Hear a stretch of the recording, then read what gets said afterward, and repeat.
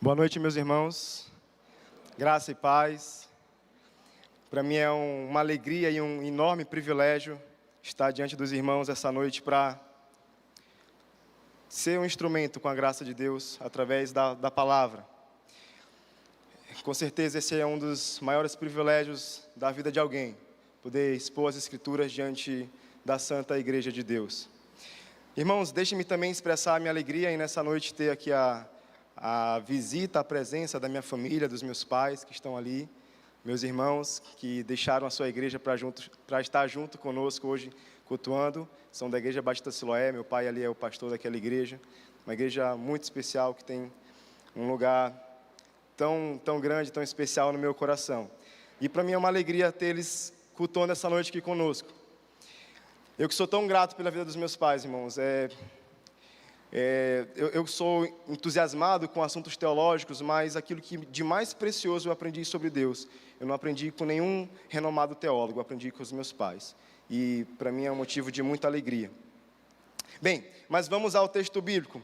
Eu convido você a abrir a sua Bíblia lá em Romanos, capítulo 8. Nós vamos ler do versículo 31 ao 39.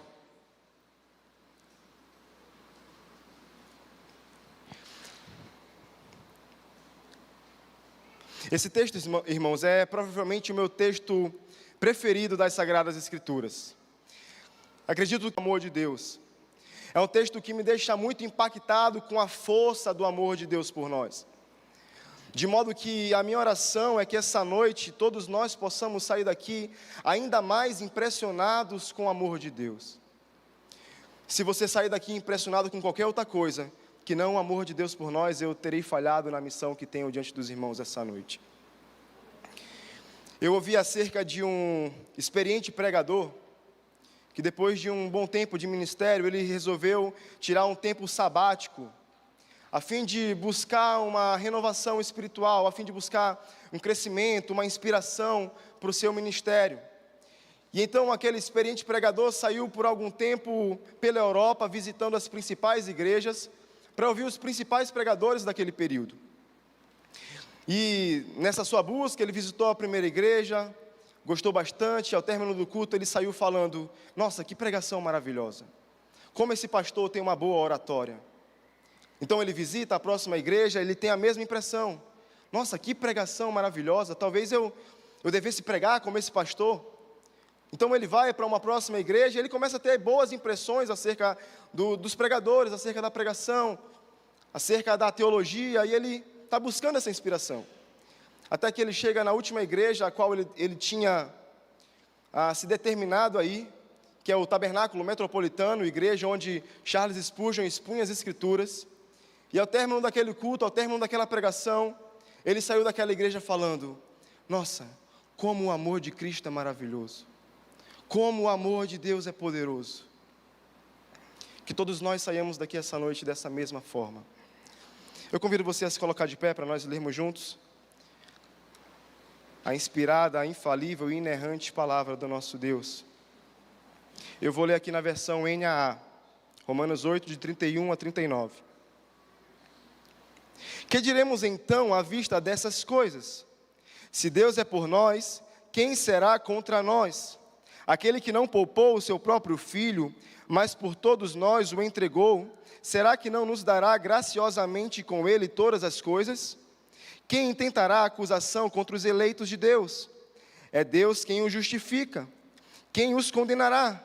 É Cristo Jesus quem morreu, ou melhor, quem ressuscitou, o qual está à direita de Deus e também intercede por nós. Quem nos separará do amor de Cristo? Será a tribulação, ou a angústia, ou a perseguição, ou a fome, ou a nudez, ou o perigo, ou a espada? Como está escrito: por amor de ti, somos entregues à morte continuamente. Fomos considerados como ovelhas para o matadouro. Em todas essas coisas, porém, somos mais que vencedores, por meio daquele que nos amou. Porque estou bem certo de que nem morte, nem vida, nem anjos, nem os principados, nem as coisas do presente, nem do porvir, nem os poderes, nem a altura, nem a profundidade, nem qualquer outra criatura poderá nos separar do amor de Deus que está em Cristo Jesus, nosso Senhor. Nem qualquer outra criatura poderá nos separar do amor de Deus que está em Cristo Jesus, nosso Senhor. Vamos orar?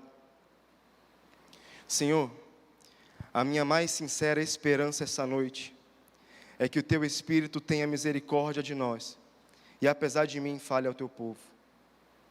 Santo Espírito, faz a Tua obra em nós e entre nós. Edifica a Tua igreja. Fortalece os fracos e vacilantes. Chama os Teus eleitos para a glória de Cristo, no nome de quem oramos. Amém. Pode se assentar. Durante a nossa caminhada cristã, surgem alguns assuntos que nos intrigam bastante. Questões que a gente fica se perguntando e não encontra uma resposta satisfatória. São questões que nos incomodam, ficam ali martelando na nossa mente. Provavelmente você já teve esse tipo de experiência com algum assunto. E para mim, uma dessas experiências, irmãos, era a questão de por que Deus decidiu nos criar. Você já se perguntou isso? Por que um Deus que de nada sente falta? Por que um Deus que é suficiente em si mesmo, um Deus que vive em completude plena, em plena felicidade em si mesmo, decidiu na eternidade nos criar? Ele não precisa de nós. Ele existe eternamente em uma perfeita união trinitária, onde o Pai ama o Filho ama o Pai, o Espírito é esse elo de amor entre o Pai e o Filho, e é perfeito. Absolutamente Deus não precisa de nós. Portanto, não haveriam razões para Ele nos criar, Ele não sentia falta de nada. Perfeito, completo.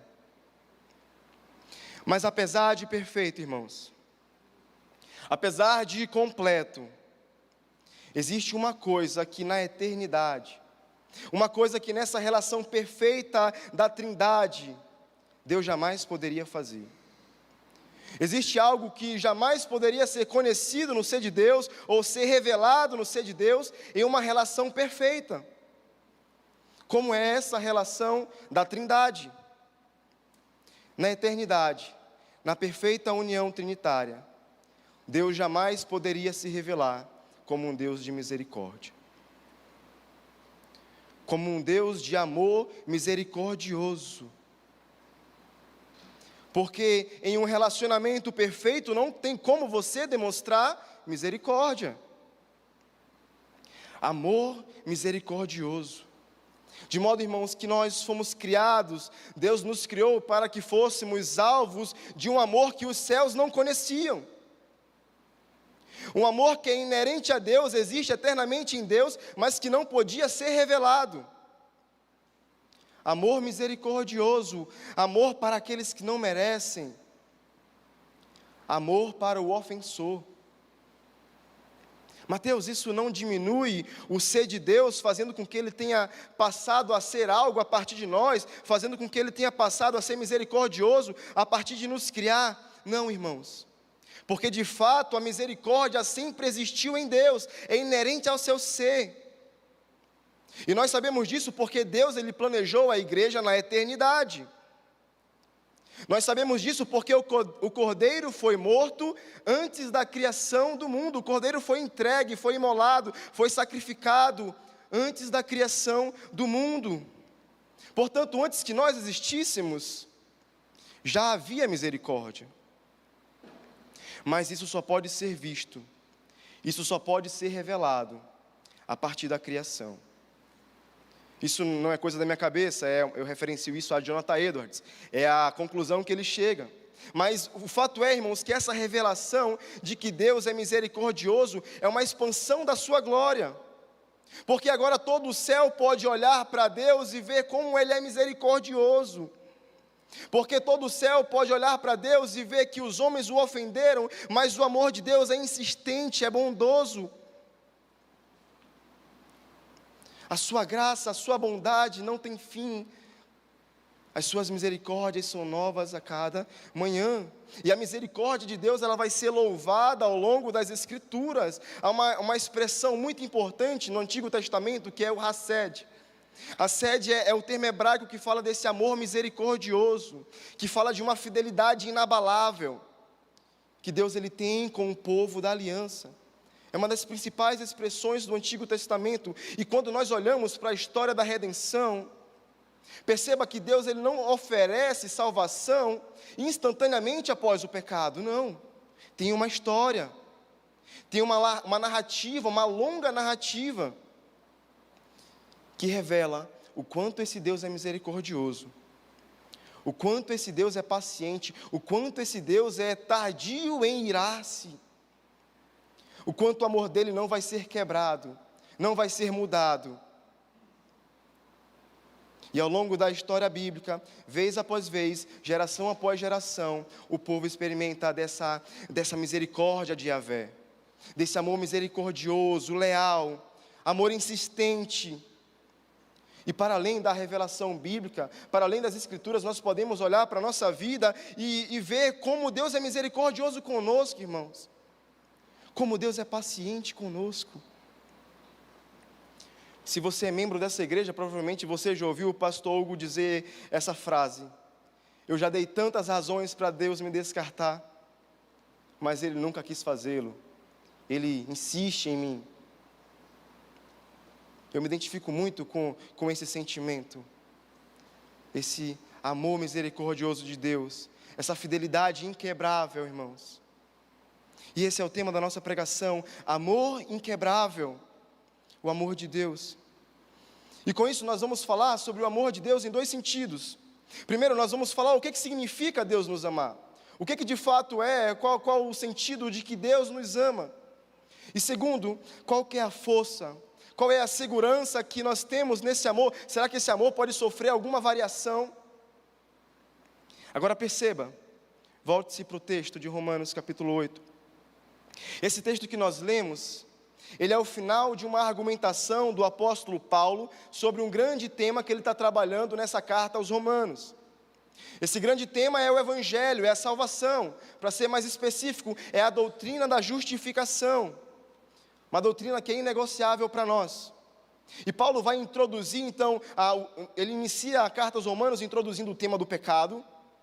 Depois ele vai falar dessa doutrina da justificação como a provisão de Deus para a nossa salvação, visto que todos somos pecadores. Então ele vai fazer um parêntese mostrando que a lei não poderia nos salvar. E uma vez que nós estamos agora em Cristo, pela justificação, essa lei também não pode mais nos condenar. E depois disso vem uma aplicação prática dessa doutrina. É como se essa carta estivesse dividida em uma parte teórica e em uma parte prática. Mas preste atenção no estilo argumentativo de Paulo. Ele é muito previsível. Quando você tem alguma familiaridade com os escritos paulinos, você pode inclusive imaginar qual rumo a argumentação dele vai tomar, porque geralmente o apóstolo Paulo ele começa explicando a doutrina, e ele faz declarações positivas acerca dessa doutrina, e aí ele continua, ele não para nessas afirmações positivas, ele continua argumentando a fim de provar que aquilo que ele está falando faz sentido, a fim de convencer os seus ouvintes de que o que ele está falando é verdade. E aí ele começa a levantar questões que poderiam surgir na mente dos seus irmãos, daquela igreja, mostrando a preocupação pastoral que o apóstolo Paulo tem, de não só passar uma doutrina e querer que eles saibam de coisas intelectualmente, mas que aquilo tenha um poder prático nas suas vidas. Então o apóstolo Paulo, ele começa a pegar coisas que ele já disse e vai afirmando isso de outras formas, levanta dúvidas e derruba as dúvidas, levanta argumentos contrários e derruba esses argumentos contrários, para então finalizar fazendo uma reafirmação novamente da doutrina. Esse é o movimento argumentativo do apóstolo Paulo. Ele estabelece a doutrina, faz afirmações positivas sobre a doutrina, levanta os questionamentos que poderiam surgir, os pontos negativos que poderiam surgir. Então ele derruba esses argumentos, essas afirmativas, para que então aquilo que ele ensinou lá no começo possa ficar ainda mais forte no coração e mente dos seus ouvintes. E é justamente, meus irmãos, nessa parte que nós estamos, essa parte final, essa argumentação final de Paulo, que é onde ele está levantando algumas questões que poderiam aparecer na mente dos seus ouvintes, algumas negativas que poderiam aparecer como questionamentos para eles acerca da doutrina que ele ensinou. E então ele vai derrubar essas questões. Aqui o apóstolo Paulo já colocou a doutrina. Paulo já afirmou a doutrina da salvação, da justificação. Paulo já fez afirmativas positivas sobre essa doutrina. O apóstolo Paulo, ele acabou de falar, alguns versículos anteriores, que nada mais pode nos condenar, não há mais condenação para aqueles que estão em Cristo. O apóstolo Paulo também acabou de falar, todas as coisas cooperam para o bem daqueles que amam a Deus, aqueles que são chamados segundo o seu propósito. Perceba, doutrina estabelecida, afirmações positivas sobre a doutrina, mas agora o apóstolo Paulo precisa tirar qualquer tipo de dúvida que eles tenham acerca dessa doutrina. Ele vai levantar essas objeções, essas dificuldades, para fortalecer essa verdade no coração e mente dessa igreja. E no final das contas, meus irmãos, o que o apóstolo Paulo quer levar essa igreja a crer, a ter convicção, é de que Deus nos ama com um amor inquebrável. É de que em Cristo e na salvação que nos é dada, nós estamos absolutamente seguros. Esse é o grande tema desse capítulo 8 de Romanos. É mostrar que para aqueles que estão em Cristo, não há mais condenação e também não há mais separação, por causa do amor de Deus. O que é esse amor, meus irmãos? Nós vamos entender o que é esse amor de Deus a partir dessas perguntas que o apóstolo Paulo levanta. Observe a primeira aí no versículo 31. O apóstolo Paulo começa dizendo: que diremos então, que diremos, pois, à vista dessas coisas? Se Deus é por nós, quem será contra nós? À vista dessas coisas, que coisas? Lembra desse movimento argumentativo de Paulo? Ele está fazendo menção a essa doutrina da salvação, da justificação, que ele já ensinou. Em um contexto mais imediato, aquilo que está nos versículos 28, 29 e 30. Todas as coisas cooperam para o bem daqueles que amam a Deus. Aqueles que de antemão Deus conheceu, esses quem Ele conheceu, Ele predestinou, Ele chamou, Ele justificou e glorificou. Então é acerca disso. E vem a pergunta: se Deus é por nós, quem será contra nós? A primeira coisa, meus irmãos, que eu quero destacar sobre o que significa que Deus nos ama, o que significa Deus nos amar, é que Deus está ao seu lado, é que Deus é por nós. Deus é favorável a você. Qualquer percepção contrária a essa, ela é falsa, ela é mentirosa, porque Deus é por nós. Deus por nós, essa é uma expressão muito importante nas Escrituras, irmãos. Você conhece aquela editora Pronobis? Inclusive o pastor Judy Clay, que esteve aqui, ele é diretor dessa revista, dessa editora. E Pronobis significa justamente isso, é uma expressão no latim que faz menção a essa inclinação de Deus a nosso favor. É Pronobis, é por nós. Deus é por nós. É uma expressão maravilhosa, meus irmãos, porque Paulo aqui está querendo dizer que não é que não há coisas que as coisas não são contra nós, não é isso. Não é que não existem inimigos, não é que há coisas que se opõem contra nós, porque há o pecado, a carne, o diabo, nossas fraquezas, nós temos lutas, nós temos dificuldade. Pessoas podem se levantar contra nós, sistemas políticos podem se levantar contra nós. O ponto não é esse. O grande ponto é que pode o mundo inteiro se levantar contra nós, mas se Deus é por nós, essas coisas jamais poderão nos afastar do amor de Deus. Jamais. Se a pergunta fosse somente quem é contra nós, então nós estávamos perdidos. Haveria uma avalanche de inimigos para nos esmagar, e seríamos esmagados. Mas tem esse se, mas se. Eu amo essas conjunções adicionais que tem nas cartas paulinas. Mas se Deus é por nós, então pode se juntar a todos os inimigos. Pode se levantar o inferno inteiro com os piores demônios. Eles nunca prevalecerão, porque Deus está ao nosso lado. Em algum sentido, o que Paulo faz aqui, meus irmãos, é exaltar o poder do amor de Deus, nesse tom mesmo de desafio. Há alguma coisa que é mais forte do que o amor de Deus por nós? É como se o apóstolo Paulo estivesse desafiando. Há alguma coisa que possa ser maior do que o amor de Deus por nós? Ser amado por Deus, meus irmãos, é ter Deus ao nosso lado. Agora, essa não é a coisa mais preciosa nessa verdade. Não é. Isso é maravilhoso. De fato é uma grande bênção. Mas o maior peso dessa verdade, de que se Deus é por nós, quem será contra nós? O maior peso é: Deus não é contra nós. Essa é a grande verdade que há aqui. Se Deus é por nós, Deus não é contra nós. Ora, isso é meio óbvio, né, Mateus? Meio não, é óbvio. Mas verdadeiramente, meus irmãos, a grande graça é que Deus não é contra nós. Porque a coisa mais terrível do mundo seria ter Deus contra nós. Talvez as palavras mais pesadas que o ouvido humano ouviu, ou pode ouvir, são aquelas que muitas vezes Deus falou por meio dos profetas no Antigo Testamento. Eu tenho contra ti. Elas ocorrem muitas vezes nas profecias contra as nações, contra a Síria, Babilônia, Tiro, Sidom, e infelizmente contra Israel também, por conta da sua idolatria, da sua rebeldia.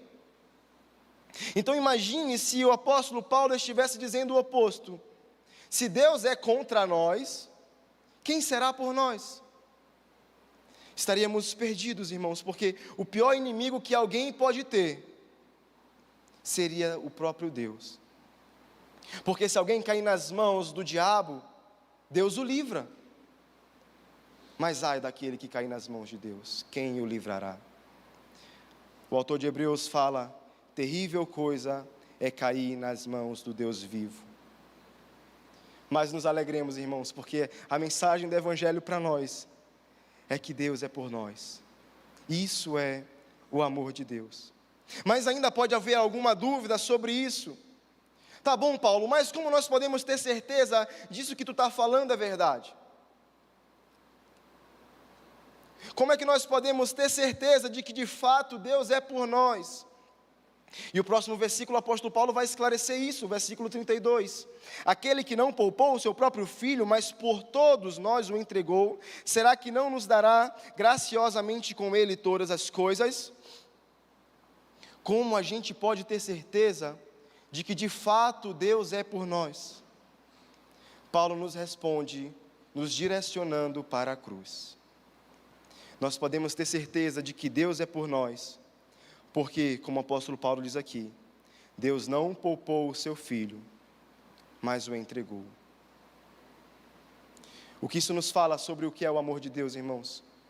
O amor de Deus é doação. O amor de Deus é a entrega, é a doação do seu filho em nosso favor. Ele não poupou o seu filho amado. Nós fomos poupados. Isaac foi poupado no Moriá, mas Jesus não foi poupado no Calvário.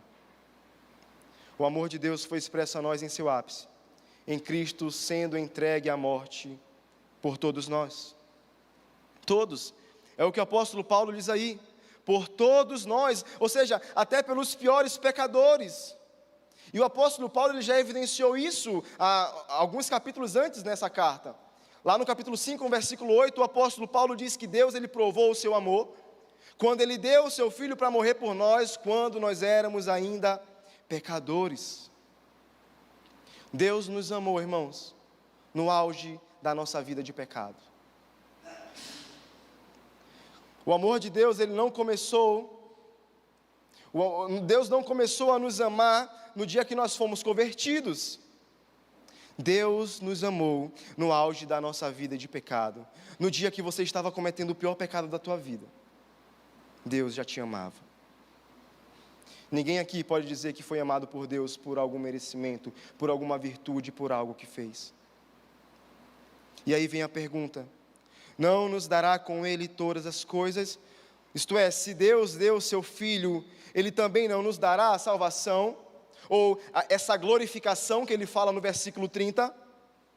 Aqui o apóstolo Paulo ele faz um argumento do maior para o menor, ou do mais difícil para o mais fácil, do mais complexo para o mais simples. Se Deus já nos deu a melhor coisa que Ele poderia nos dar, se Deus já nos deu a coisa mais excelente que Ele poderia nos dar, Ele também não nos vai dar a salvação, Ele também não vai garantir que esse sacrifício, essa morte, essa entrega de Cristo seja eficaz,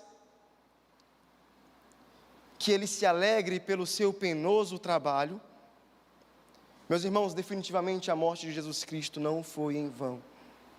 O apóstolo Paulo afirma nos versículos anteriores, 29 e 30, que aqueles a quem Deus de antemão conheceu, essa expressão ela não quer dizer presciência, eu não vou entrar nisso, mas quer dizer que é um amor. Deus amou essas pessoas que Deus Ele amou antes, Ele predestinou, Ele chamou, Ele justificou e Ele glorificou. Meus irmãos, isso é um elo inquebrável. Aqueles a quem Deus de antemão conheceu, pela fidelidade de Deus, chegarão à glorificação. Fato, isso não vai mudar. Isso nos fala que o amor de Deus é segurança de salvação. O que significa que Deus nos ama, segurança de salvação. O amor de Deus nos preserva até o dia final para a salvação, meus irmãos. Aquele que começou a boa obra em nós, há de completá-la até o dia de Cristo, não é isso que Paulo diz aos Filipenses? Eu acho muito lindo como Judas, ele finaliza a sua carta, ele finaliza com uma doxologia muito linda. Judas ele fala assim, ora, aquele que é poderoso para nos guardar de tropeçar e nos conservar jubilosos e imaculáveis até a sua volta. Aquele que é poderoso para nos guardar de tropeçar e nos conservar jubilosos e imaculáveis até a sua volta, até a sua glória. Ao único Deus, nosso Senhor, por Jesus Cristo, nosso Salvador, sejam glória e honra, poder e majestade, antes de todas as eras, hoje e para sempre. Amém. Ele é poderoso para nos guardar de tropeçar e nos conservar jubilosos e imaculados até a sua volta. Deus há de nos sustentar para a salvação, meus irmãos. Que alívio, que alegria. Se você tem dúvidas quanto a isso, o apóstolo Paulo te chama a olhar para a cruz, onde o amor de Deus já foi dado por nós. E isso não vai mudar, isso não vai voltar. A próxima pergunta que Paulo imagina aquela igreja fazendo está aí nos versículos 33 e 34, na verdade. São dois termos, mas eu vou considerar aqui como uma única coisa. Ele pergunta, quem fará alguma acusação contra os escolhidos de Deus? Quem os condenará? Quem é que pode nos acusar? Quem é que pode nos condenar? Ora, todos nós somos pecadores. Nenhum de nós aqui, meus irmãos, conseguiria contar quantos pecados nós já cometemos. Nem mesmo de um único dia. Portanto, todos aqueles que nos viram cometer pecados poderiam se levantar contra nós e nos acusar. Poderiam levantar o dedo e dizer, ei, você pecou. Você deve ser condenado. Os homens poderiam fazer isso. Os anjos, os céus, os demônios, toda a criação, a nossa própria consciência, nos diria que merecemos de fato ser condenados. Mas, meus irmãos, o apóstolo Paulo escreve isso aqui, não para dizer que nós não merecemos ser acusados, ou que nós não merecemos ser condenados, mas, de fato, o apóstolo Paulo escreve isso aqui para evidenciar que o Deus contra quem nós pecamos, decidiu nos amar, decidiu nos perdoar, decidiu nos dar a justiça do seu Filho, e exclusivamente por isso ninguém pode nos condenar. Isso nos fala que essa certeza da salvação que Paulo nos chama a ter, está exclusivamente presa nos méritos de Cristo. Não por nós, mas pelos méritos de Cristo. O apóstolo Paulo, ele continua aqui no versículo 34, ele vai nos mostrar como isso aconteceu. Primeiro ele diz, foi Cristo que morreu. A morte de Cristo. Cristo recebeu na sua carne, no seu corpo, a justa paga pelo pecado, meus irmãos. Quando Cristo morreu por nós e assumiu o nosso lugar, a nossa condenação, sofreu sozinho, bebeu sozinho o amargo cálice da ira de Deus, que nós deveríamos beber, mas Ele bebeu, morreu a nossa morte. Mas Paulo continua, Paulo diz que Ele ressuscitou, mais do que morrer, Ele venceu a morte. Jesus ressuscitou dentre os mortos para a nossa justificação. Que coisa gloriosa, meus irmãos. James Dunn, um importante teólogo do Novo Testamento, ele diz que se não houvesse ressurreição, a cruz seria um motivo de desespero. Se não houvesse ressurreição, a cruz seria desesperança para nós. Não teria significado redentivo. Mas de fato Cristo ressuscitou, e Paulo ensina que se nós morremos com Cristo, se nós estávamos unidos a Ele na sua morte, então também nós estamos unidos a Ele na sua ressurreição. E unidos a Cristo na sua ressurreição, nós temos a certeza, meus irmãos, de uma nova vida para nós. Aquele Mateus, que deveria ser condenado, morreu com Cristo. Há um novo Mateus que ressuscitou com Cristo para uma nova vida. O apóstolo Paulo continua, ele diz que Jesus está à direita de Deus, isto é, está em uma posição de exaltação, de governo. O Pai aceitou a obra vicária de Jesus Cristo, e por isso o exaltou sobremaneira, o colocou acima de todos os principados e potestades. A obra de Jesus Cristo foi aceita pelo Pai. E Paulo continua, Ele também intercede por nós. Jesus Cristo intercede por nós. Ele intercede por nós, irmãos, porque Jesus é aquele que está entre nós e Deus. Jesus Cristo é aquele que está no meio, entre nós e Deus. A nossa relação com Deus é mediada por Jesus Cristo. Isso significa que quando Deus ele se levantou para punir o nosso pecado, para nos punir, quem estava na nossa frente? Aquele que faz a mediação entre nós e o Pai, Jesus Cristo, estava na nossa frente, para que o peso da condenação não caísse sobre nós, mas de fato caísse nele. Ele é o nosso mediador, o nosso intercessor. E somente por causa de Cristo, Deus escolheu não imputar o nosso pecado a nós. Bem-aventurado aquele a quem o Senhor não imputa pecado. Paulo falou isso lá atrás. Ele não nos trata segundo o nosso pecado, nem nos retribui segundo a nossa iniquidade. Como o Oriente está longe do Ocidente, assim Deus afasta de nós o nosso pecado. Estou citando o Salmo 103. Então nós não seremos condenados, mas não por nossos méritos. Lutero dizia que no grande dia, nós nos apresentaremos diante de Deus, de mãos vazias, mas essas mãos vazias estarão agarradas à cruz de Cristo, segurando a justiça de Cristo, ou melhor, sendo segurados pela justiça de Cristo. Meus irmãos, isso é que significa que Deus nos ama. Agora eu preciso fazer um parêntese aqui, porque tudo isso que eu estou falando aqui, meus irmãos, é para aqueles que estão em Cristo. Todas essas bênçãos que o apóstolo Paulo está relatando aqui, são para aqueles que estão unidos a Cristo, aqueles que confiam em Cristo, que creem em Cristo. Mas ai de você que não crê em Cristo, essas coisas não são para você. Me perdoe falar isso para você essa noite, é muito pesado. Mas se você não está em Cristo, você será condenado pelo seu pecado eternamente. Mais uma vez, me perdoe por te falar isso. Mas talvez essa é a única oportunidade que você vai ter de ouvir isso. E talvez Deus te trouxe aqui para que você ouvisse isso. Ai daqueles que estão separados de Cristo, daqueles que não creem na obra do Filho de Deus. E eu não falo de crer em um nível intelectual ou emocional,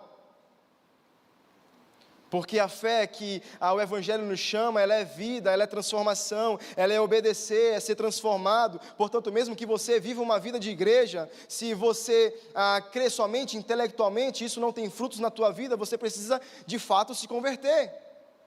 Spurgeon dizia: não se considerem eleitos até que sejam santos. É de extrema urgência que você se renda a Cristo. O que eu preciso fazer? O que eu preciso fazer? Olhe para Cristo, creia nele, se arrependa, renda-se incondicionalmente a Ele e peça que esse amor te alcance. Nós temos a promessa de que Ele não negará o Espírito para aqueles que o pedirem. E de fato, o grande fio condutor dessa carta de Romanos é aquilo que Paulo escreve lá no comecinho, em Romanos capítulo 1, versículo 16 e 17, que o Evangelho é poder de Deus para salvar todo aquele que crê. Então creia, creia. Bem, o apóstolo Paulo nos mostrou o que é o amor de Deus. Agora, a partir do verso 35, ele vai nos mostrar a força, ele vai nos mostrar o poder, ele vai nos mostrar as garras desse amor, a segurança que há no amor de Deus. Só que ele continua nessa sua argumentação de levantar perguntas. Olha só o versículo 35. Quem nos separará do amor de Cristo? Quem nos separará do amor de Cristo? Meus irmãos, a resposta a essa pergunta é a coisa mais preciosa do Evangelho.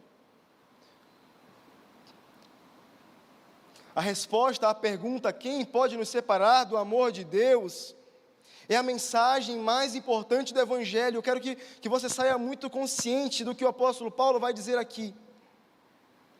Jamais se esqueça, viva sobre essa verdade que o apóstolo Paulo vai declarar agora aqui. Talvez você tenha medo de perder a salvação. Talvez você, pelas experiências que teve na vida, acha que precisa merecer o amor de Deus. Ou talvez você nunca foi amado verdadeiramente por alguém. Talvez você tenha um vazio tão grande no teu coração que nada nunca preencheu. Talvez você não teve o amor de uma família, de um pai, de uma mãe. Escute. Ouça a mensagem do Evangelho e guarde com toda a força no teu coração. A mensagem é: nada pode nos separar do amor de Deus que está em Cristo Jesus. Nada. Nada pode nos separar do amor de Deus que está em Cristo Jesus. Você pode repetir essa verdade comigo? Nada pode me separar do amor de Deus que está em Cristo Jesus. Aleluia. Louvado seja Deus, meus irmãos.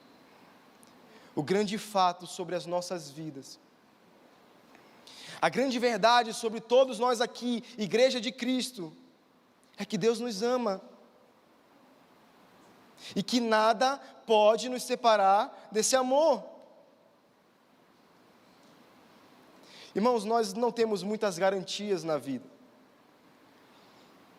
A vida é muito instável. Hoje nós temos uma coisa, amanhã não temos. De repente tudo muda. Veio uma pandemia e mostrou isso muito bem para a gente.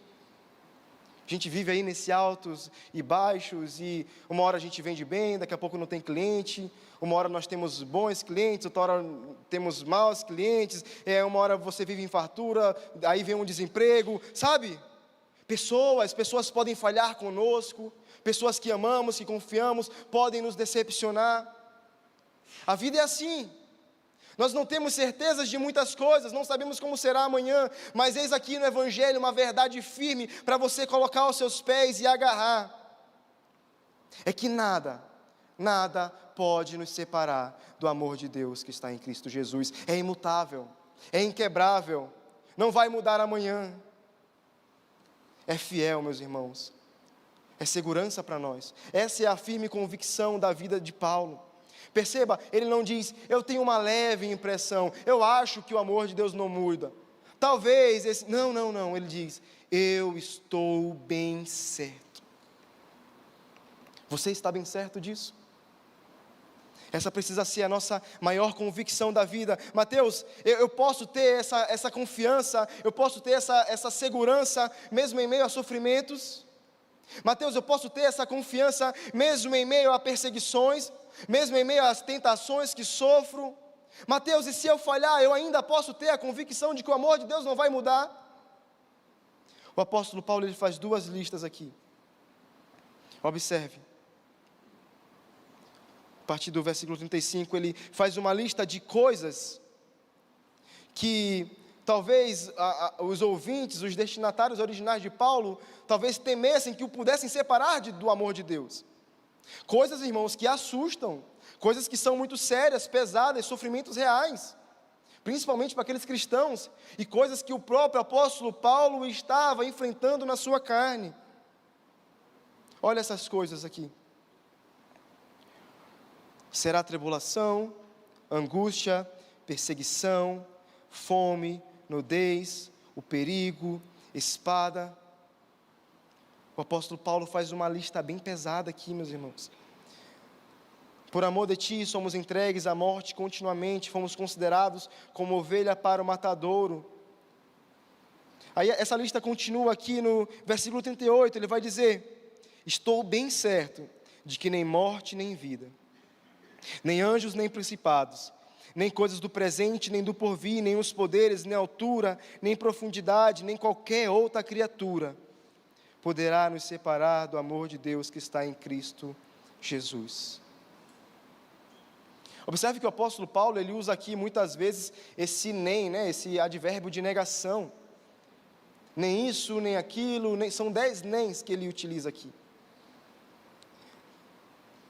Para dizer que não existe nada no universo, nada na criação. O apóstolo Paulo, ele sai apontando para tudo que ele conhece de perigo, para tudo que ele conhece que poderia trazer algum temor para aqueles cristãos. Ele sai apontando para tudo, nem isso, nem aquilo, e por fim, para ter certeza de que ele não esqueceu de nada, de que nada vai ficar de fora dessa lista, ele diz, nem qualquer outra coisa. Ou seja, se hoje nós levantássemos aqui cada um argumento de coisas que nos assustam na caminhada da fé, de coisas que nós tememos nos afastar de Deus, o apóstolo Paulo diria, nem isso, nada pode nos separar do amor de Deus que está em Cristo Jesus. Nos dias de alegria ou de tristeza, o amor de Deus está lá. Nos dias de sofrimento ou de prazer, o amor de Deus estará lá. No dia do nascimento do teu filho, o amor de Deus esteve lá, estará lá. Assim como no luto, assim como na perda de um ente querido, o amor de Deus estará lá. Na prosperidade, na abundância, na fartura, o amor de Deus está lá. Na escassez, no desemprego, o amor de Deus também está lá. Em todas as circunstâncias da vida, meus irmãos, o amor de Deus estará lá. E a morte? E a morte, essa que é a nossa última inimiga. E a morte, Mateus? A morte também não vai nos separar do amor de Deus. Na verdade, meus irmãos, pela morte, nós conheceremos a face do verdadeiro amor. Pela morte, nós conheceremos o rosto do verdadeiro amor. A promessa do Evangelho não é de que seguir a Cristo é a certeza de uma vida boa e tranquila, mas é a certeza de viver eternamente no seu amor, porque nada é suficiente para quebrar o compromisso eterno que Deus fez de nos amar. Na verdade, Paulo diz, em todas essas coisas, nós somos mais do que vencedores, por meio daquele que nos amou. Vocês já venceram, porque a vitória para o cristão, meus irmãos, é permanecer no amor de Deus. Essa é a nossa vitória, e pela graça nós permaneceremos. Resumindo a mensagem do Evangelho, não há condenação, não há separação. Eu te amo, sempre te amei, sempre te amarei, diz o Senhor. Jeremias 31:3, com amor eterno eu te amei. Qual a sua resposta a esse amor? Vamos orar? Senhor, obrigado pela graça que é temos acesso a essa revelação maravilhosa de que o teu amor é inquebrável, de que o teu amor não muda como mudamos,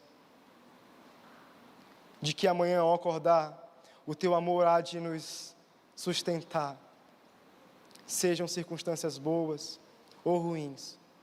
Obrigado pela revelação que temos de que o teu amor já foi derramado. O Senhor não voltará atrás. Nós seremos preservados pela tua bondade, por esse amor misericordioso que nos alcançou e nos alcança diariamente. Espírito, aplica essa palavra, essa verdade ao nosso coração, para que possamos responder a esse amor, para que possamos viver de acordo com esse amor tão grande que recebemos do Senhor. Que a nossa resposta a esse amor, Senhor, seja nos dedicarmos ainda mais a Ti. Que de fato sejamos constrangidos por esse amor que o mundo jamais conheceu, senão pela obra do Teu Filho, Jesus Cristo, na cruz por nós. Eu peço que o Senhor aplique essa palavra ao coração de cada um dos meus irmãos. Fortifica a Tua igreja, Senhor. Que essa mensagem também alcance aqueles que ainda não foram alcançados por esse amor. Faz a Tua obra na vida de cada um. Nós oramos pelos méritos de Jesus Cristo, ao único e verdadeiro Deus, Pai, Filho e Espírito Santo. Amém.